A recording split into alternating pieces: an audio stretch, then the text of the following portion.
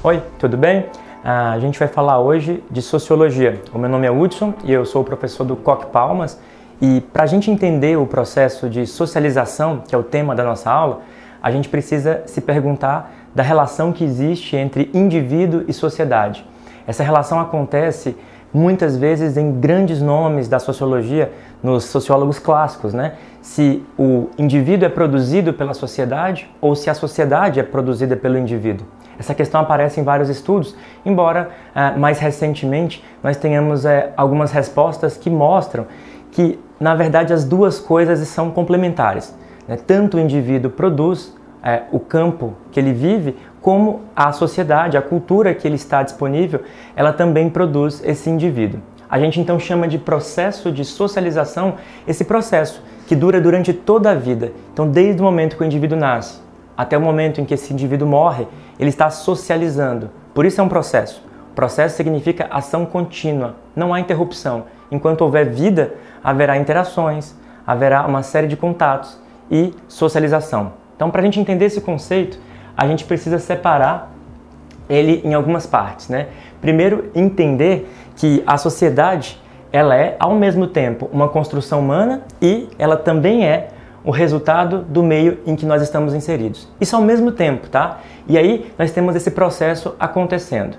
Então, o processo de socialização, ele pode ser entendido como uma assimilação dos códigos e padrões culturais de determinado grupo social na formação do ser social. Significa, então, que o ser social ele não existe fora desse contexto.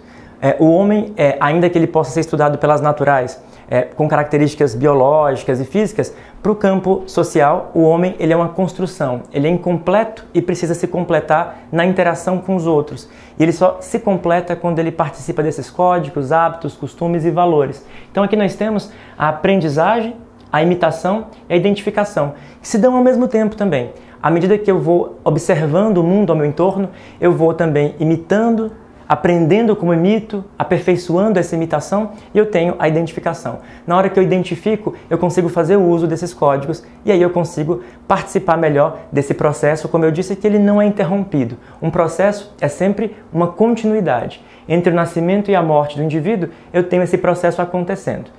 Bom, temos então níveis de socialização. Os níveis eles se dão da seguinte maneira. Nós temos a socialização primária, a secundária e nós temos também algumas novas socializações que estão surgindo e que podem ser comentadas. Quando eu falo de socialização primária, eu falo daquele primeiro contato que eu tenho com um grupo que eu participo no primeiro momento que eu tenho de vida, né? Por esse motivo, é muito comum que a gente considere que a família seja a primeira socialização de alguém.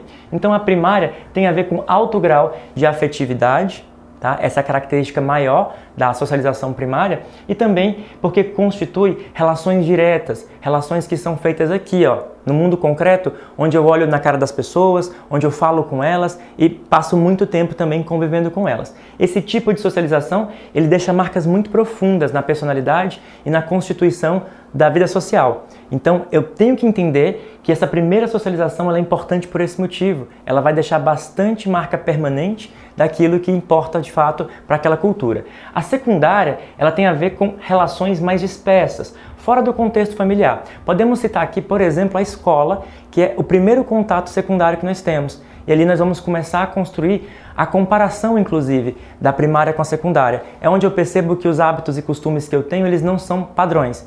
Onde tem pessoas que pensam diferente, agem diferente, se comportam de outros modos, e aí eu começo a perceber que eu tenho outros modelos de vida e comportamento social. Aqui surge a comparação também. E aqui eu posso tanto reforçar aquilo que eu sabia em casa na hora que eu tenho contato com outras pessoas, como eu posso aprender novidades, né, e mudar aqueles hábitos que eu tinha em casa. Nesse sentido, então, eu tenho a secundária como relações mais dispersas, elas são fora do contexto e que eu tenho uma questão que vai durar a vida inteira. Isso quer dizer o quê? Que desde a escola até o momento em que o indivíduo vai se desenvolver no mercado de trabalho, entre outros locais, ele está sempre numa relação secundária, tá? Essa é a característica maior. Só que nós temos novos agentes também.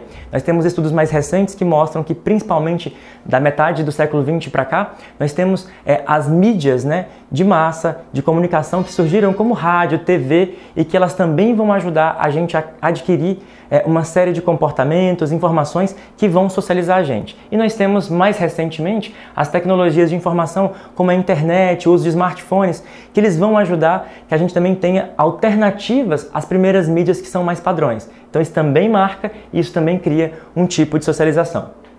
Bom, precisamos falar também das instituições. Por instituições sociais, entendemos o conjunto estável de padrões culturais estabelecidos coletivamente que são aceitos e que servem de modelos para os indivíduos.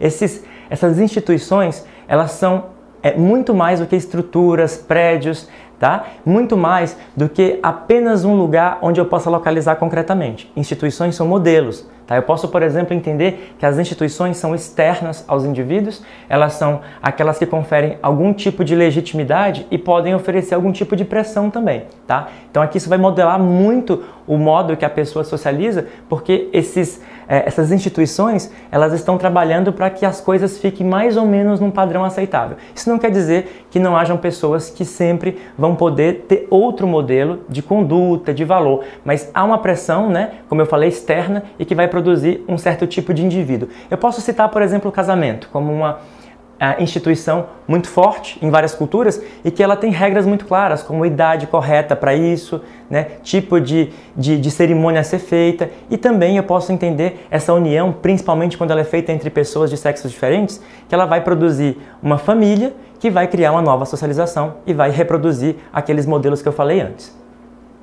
Bom, para a gente finalizar então, a gente chega aqui no conceito de grupo social, que esses grupos eles vão se dar dentro daquele grupo que eu mostrei antes, que é a das instituições. Então, as instituições criam um modelo maior, um modelo de padrão que é aceito e mantido, né? E que pode ser rompido e que também vai criar esses grupos. Os grupos eles são os encontros e as interações dos indivíduos com interesses, práticas, valores compartilhados por dois ou mais indivíduos num processo de interação. Ok? Então, para me entender isso, eu tenho três tipos. Os grupos primários, né? Os grupos que são secundários e os que são grupos sociais mais mistos, né? Que vão misturar essas duas possibilidades. Então, nos primeiros grupos, eu tenho aquelas relações sólidas e diretas, aqueles grupos que eu estou mais envolvido, que eu convivo mais com eles e que tem uma relação maior comigo, né? Aquela muito parecida com a família, mas necessariamente não precisa ser uma família.